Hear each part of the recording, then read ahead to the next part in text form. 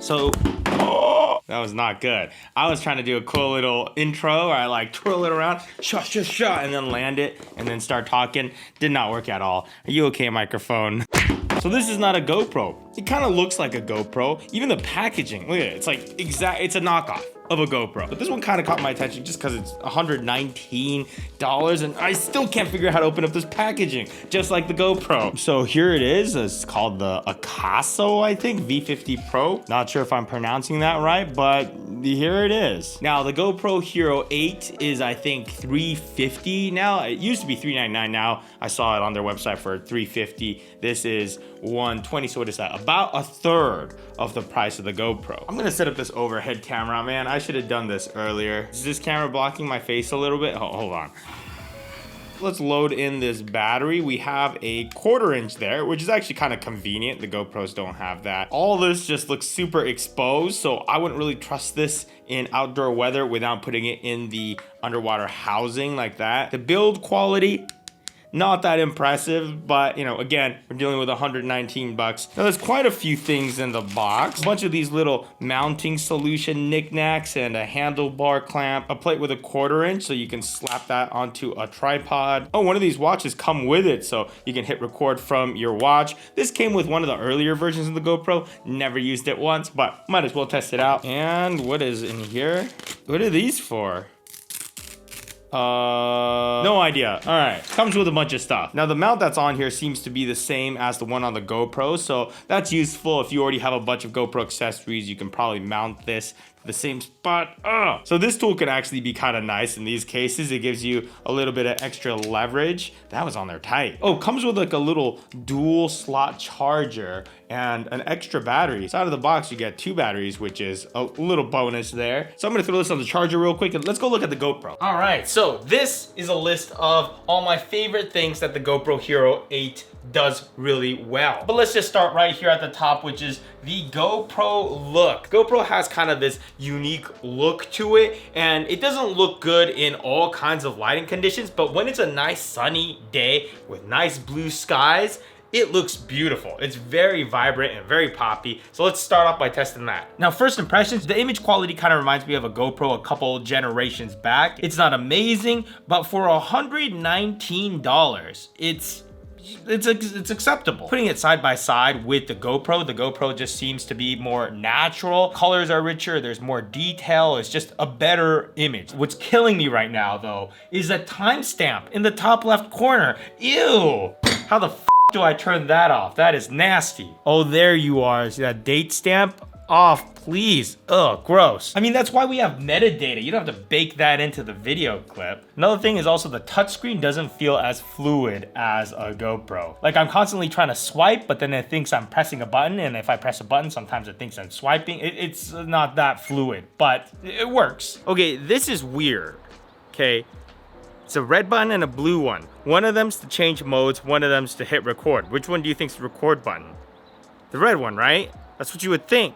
But the red one toggles the settings. It goes between photo and video. You press the blue one and then it'll start recording. Don't you guys know that red usually means record? That's odd, not a deal breaker. And the screen isn't bad, but one of the things I have noticed is it's brand new. I literally just took the sticker off. You saw me do it. If I go out into the sun like this, look at that though. It looks all scratched and stuff. See that? Nice and clean. That all looks scratched already, even though I just took off the stickers. So build quality, there's definitely a difference. Now the scratches aren't as distracting when the displays are on.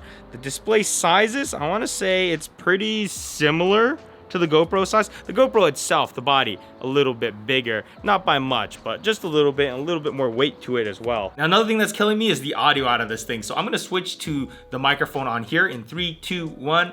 And now you are listening to audio from here. So if I talk kind of quietly, it's not so bad. But as I start to talk louder, it sounds terrible. And if it's like really loud, then oh my God, turn it off. Now the image stabilization on the GoPro is really, really good. And on the Akaso, it's not terrible as long as you're moving fairly smooth. It's good enough to the point where I would watch it. You know, if it had no stabilization, I'd be like, oh, I gotta turn this off. But I also tried running with the 2 cameras next to each other, and that's where the stabilization differences really show. Now, one thing that this is definitely gonna lack is the horsepower. So once we wanna get any sort of slow motion, let's say 60 frames per second, this has to drop down to full HD, while the GoPro can still do it in 4K. How much does that really matter? Let's take a look. Definitely a huge difference. The full HD on this camera, not that impressive. If I punch into a few spots on this shot, you just see there's so much more detail on the GoPro. In the fence, on the ground, on Sam's face, everything. I'm gonna go off topic for a second. How's this lighting looking? Is it a little bit too toppy? It's accentuating my eye bags a little bit, isn't it? This is what I'm using right here. It's a Westcott Flex light. It's pretty low profile, so even though I don't have that much space here, I can still tuck this in this corner. And of course, I love that it's full RGB, so I can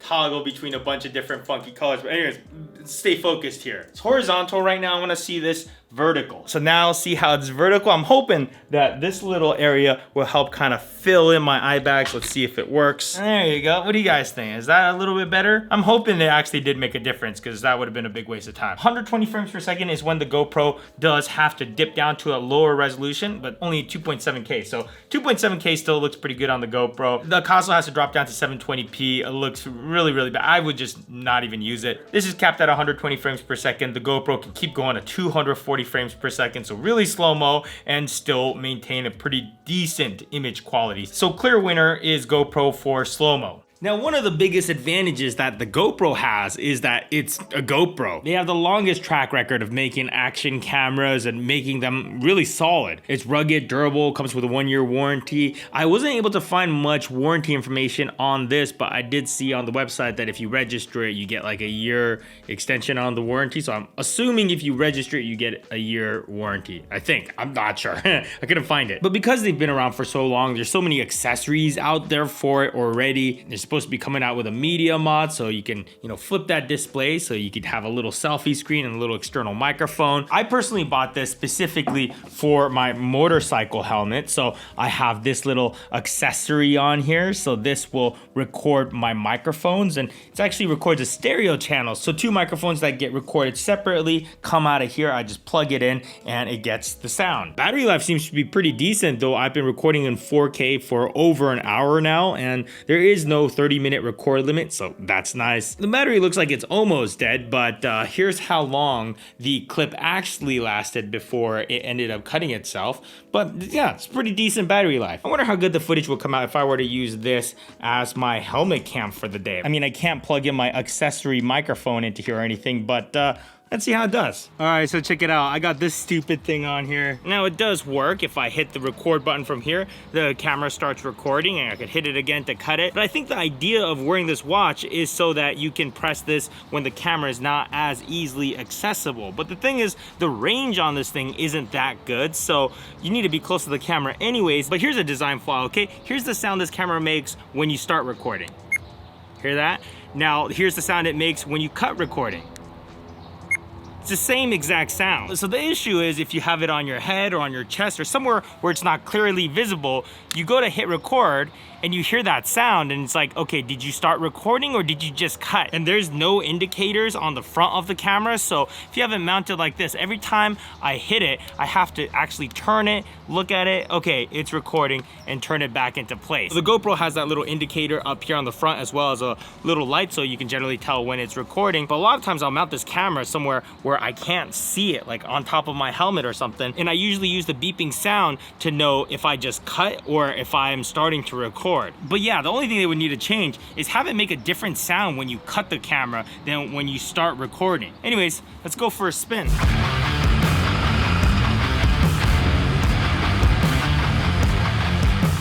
All right, so quick interruption. This footage, pretty shaky. It turns out the stabilization got turned off on here. Now, by default, image stabilization is turned off on this camera, which is a little bit weird to me. I think by default, they should just have it on. But this is my second time just today where the image stabilization turned off, and I was recording 4K 30, and I shot it assuming that the image is stabilized until I look at the footage. It's like, why is it so shaky? So this footage, shaky, but let's go ahead and cut back to it. That was a nice little ride through Mulholland Drive, which is one of my favorite roads to ride through, but I'm trying to vlog on this camera. How's the picture quality? How's the sound quality? You tell me. Sound quality is probably pretty terrible, isn't it? The picture quality, I'm not hating it. Okay, I don't love it. For the price the picture quality of this camera isn't the worst. So there's that, but the audio quality, like when it's bad audio, it always bugs me. And you hear that like high-pitched, really annoying sound, you know, especially when I talk like this, you know, it just sounds really bad. All right, let's get back and use a real microphone. Oh, look what setting I found deep in the menu. That looks like the microphone levels. Let me try dropping that down to, let's say, 50%. Let's see if that makes the audio more tolerable. So here's the audio now from the Akaso microphone, and it's at 50% mic input levels. So how's it sound now? Is it still doing that really annoying, loud popping sound? What if I get a little bit closer? What if I yell? I don't know. Hopefully with the lower input, it's doing better. It's cool that you could adjust the mic input level. There's just no place for me to monitor the levels, so I don't know if 50% is at a good spot or no. It does have a quick start option, so let's time this out. Ready? And it's booting up, and it should start recording automatically. How long did that take? Huh? That's how long it took to boot up and record. That's not bad. That's pretty good, actually. Now, one of my favorite things about the GoPro is that they have one of the widest angles I've seen in an action camera. So the super view mode, look how wide it is, like compared to the widest angle on the Akaso. It's much wider in width, but especially in height, because basically super view takes a 4:3 image and kind of compresses it down, so it's recording a taller sensor and kind of squeezes everything into here. So you essentially end up with a super wide frame, which I love, especially if I'm doing POV. You know, I can mount it on my forehead or on my helmet, and I know it's filming the widest angle I can get out of an action camera. So super view, I love that. The Akaso is still pretty wide. I'm holding them both out at arm's length right now, and it's wide enough, I would say, but I like having the option of going wider to super view. It's also worth noting that this does have an app. I wouldn't call it the greatest app ever developed, but hey, look, see, it works as a wireless monitor, so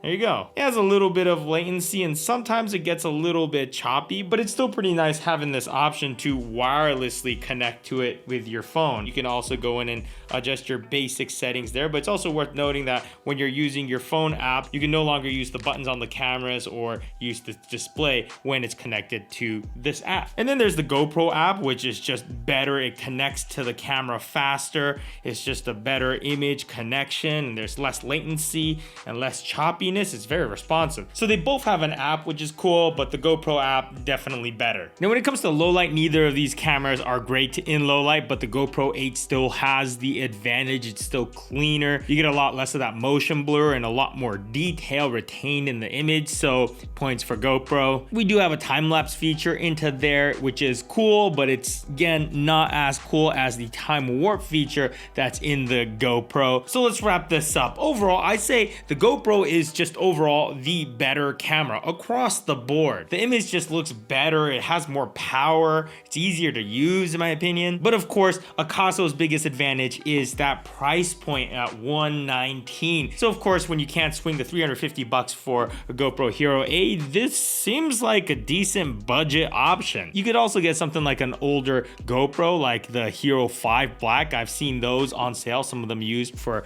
$140 to $160. So that's an option too. Do one of you guys want this, by the way? I'll ship this out to someone in the notification squad. Just drop a comment within the first 2 hours of this video going live, and one of you guys will get this. All right, time for some comments from my last video, which was about how I recorded a 24-hour straight vlog, no cuts, no nothing. Wait a minute, the Sony recorded all that without overheating and shutting down in LA? Of course, it cut once at 13 hours and 1 minute, because that turns out that's what the Sony a6600's actual record time limit is. It's not no record time limit. It's 13 hours and 1 minute. I was also concerned about it overheating, but yeah, the a6600 seems pretty solid. That, I think, is probably gonna be my next video about the a6600. This reminds me of the Truman Show. That's exactly how I felt. Kyle says, this video has officially made me want to just film and document how life in 2020 is like. Maybe people will watch it in 50 years and be like, whoa. Imagine if we had vlogs from like the 1500s or something like that. I did also challenge you guys to just pick up a camera and record for 24 minutes straight and upload that as a vlog, and a handful of you guys are doing it, so that's cool. I've been watching these, and these have actually been really entertaining, especially when they're from a different place. This one's from Spain, and pretty sure this one was from Sweden. So it's been really cool seeing just super raw footage from all over the world. Looks like some new ones popped up, so I'll have to check these out. All right. See you guys later.